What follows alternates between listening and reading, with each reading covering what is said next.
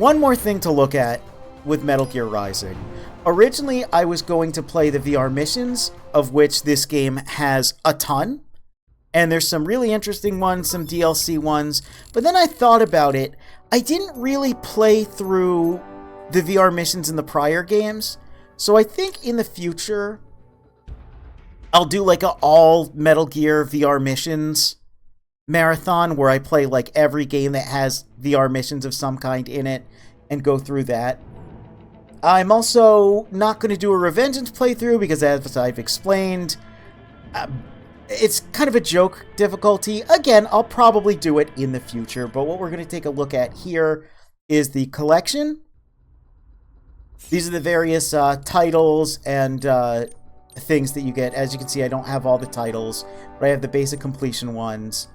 These are all ID chips that have photos of presumably people on the PR or dev team. The men in boxes, when you get them, you unlock these little 3D models. Each one is an iconic pose from a Metal Gear game. The first one is doing the Gray Fox pose once he turns around. You can't manually turn them or anything, which is annoying. But yes, he's doing the Gray Fox pose from the Metal Gear Solid 1 key artwork. There it is. The second one is doing... I think it's Raiden's pose from MGS2. I don't remember if it's Snake or Raiden. There's artwork of both of them in a somewhat similar pose, but I think this is the Raiden pose, and I think he does have the high-frequency blade in his left hand there.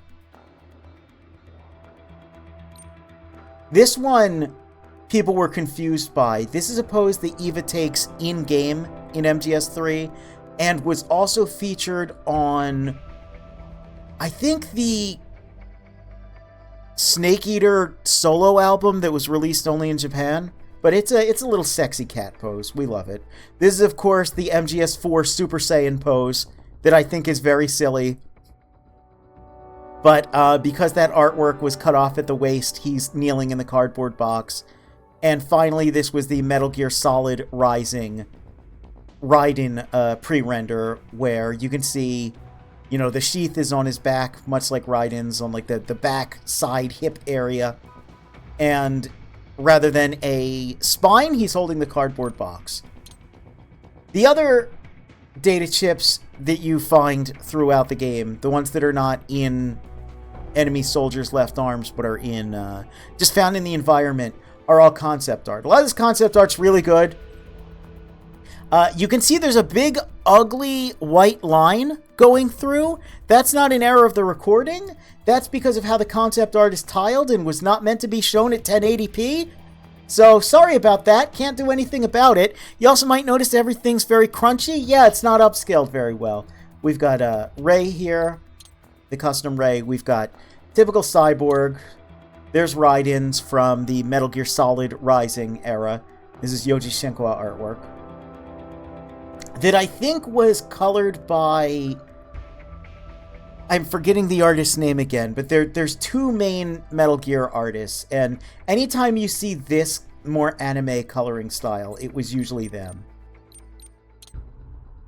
Yep, Boris and Doctor, Courtney, Kevin with a couple differences. Here's the Raptor. I really like the Raptor's design again. They just, when you hear the idea of, oh yeah, it's a smaller, better gecko, you can really see that with a lot of its design. It's got the same little sensor array on top, the little dome-shaped object. They're just so cool. Of course, Blade Wolf and the typical LQ-84 in the bottom corner there. So you can see the differences that Blade Wolf says he has an advanced AI. So that means he's got that big red brain thing. The other LQ-84s didn't have that. And you can see Blade Wolf's tongue. They had to point that out. Mistral, of course. Grods in the Vodamierka.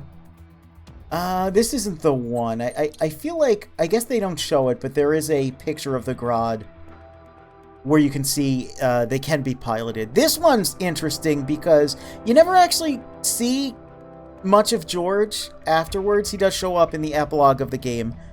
But yeah, that's how much of him got cut off. He is mostly cyborg. Again, he's got a civilian cyborg body, but it doesn't have the artificial skin. It's a cool look, though. It looks believable. It looks like something that could be real at some point. I also like that he's got, like, sneaker grips built into his feet there. Bet you can do sick dunks on the court with those. There's a Mastiff, but I think this is cleaned up from MGS4 artwork. This is definitely from the Konami side and not the Platinum side. I can tell by how it's rendered. And you can see, I guess at some point they would have used a high-frequency machete instead of big, fat gorilla fists. Various high-frequency blades. There's the armor breaker, there's the stun blade, and there's the long sword. And it demonstrates there the way the handle kind of shifts in and out. Monsoon with his freaky snail eyes and his butt. If you ever wanted to know what an unobstructed Monsoon butt looks like, there it is. Shield Cyborgs, Hammer Bros. They're really cool because they have this, like, triple inward-facing drill on their hammer. I really like that. I think that's super rad. There's the brain casing. There's Sundowner, everyone's favorite. There's Sam. You can see what his arm looks like underneath the armor, which again, I think is really cool. Rather than the typical muscle fiber, he has like this enforced, enhanced, metallic muscle fiber, which I think is really cool.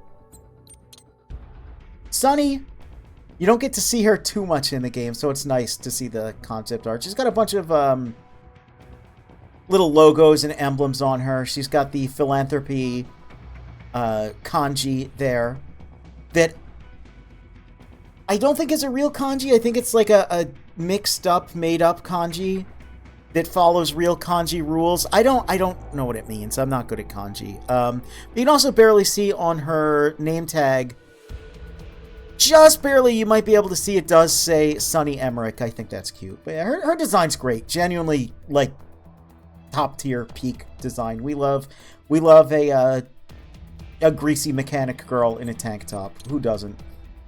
Excelsis with its weird danger room cockpit. Armstrong looking absolutely horrifying. And you can see there in the corner, I guess he was at some point, they thought about having him smoke a cigar while fighting you. That would have been pretty cool. Here is the Metal Gear Solid Rising era of Raiden artwork. You can see, for the most part, he's the same. A little bit less armor plates. He's a little bit more in a state of disrepair. He's got a belt more similar to the MGS4 belt, a different sheath. Looks like he's got a knife in one hand, a sword in the other. A big stupid R on his visor for some reason. But yeah, really cool artwork. Those are some DLC titles. Here's Morisama in high detail. You can see, yeah, it's basically an M4 strapped to a katana. That rules. That's awesome. I really like the design of the blade itself, too. I said it's kind of like what if Darth Vader's lightsaber was a katana. It's a little bit different from what Raiden has. You know, it's a little bit different from the high-frequency blades we see prior. And I like that. It gives it, like, a unique look. Like, okay, this was something custom-made for Sam, you know, that he got made. They mentioned in a codec call that this was a sword passed down to him from, like, the 16th century. And you look at it, and yeah, it looks like a different level of technology. I think that's really cool. Here's these idiots. Nothing more to say about them. More Sam artwork. This one's neat. This is just the concept art for the indoor garden. It's very messy, but it gets the vibe across. Here's the heliport on top of the World Marshal Building.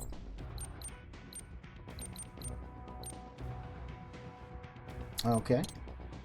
Yep, LQ-84 with the railgun. This fountain area, which is funny, if you look at this one, it's in a slightly different style. And a lot of it looks like the in-game screenshot with like paint daubs filter applied to it.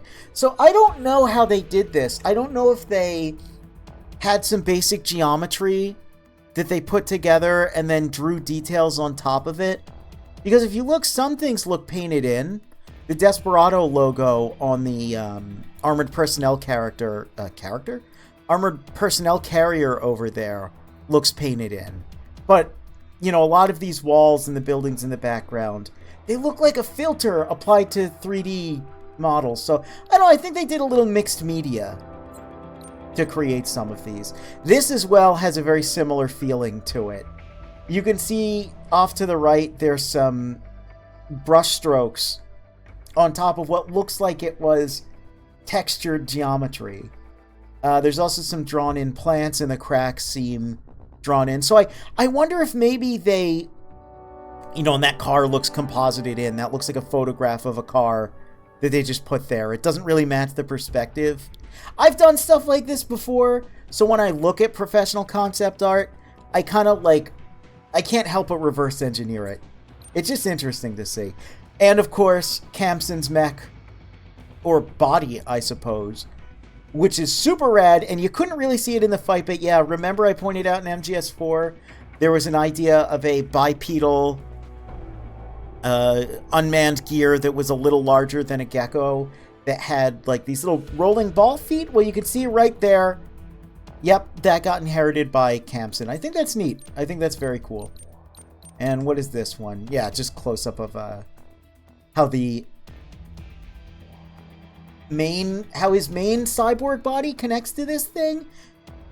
Pretty gross. Again, reminds me of the Devil Gundam. But that does it. We are done with Metal Gear Rising until the future, when I decide we need to revisit Metal Gear Rising, which will happen.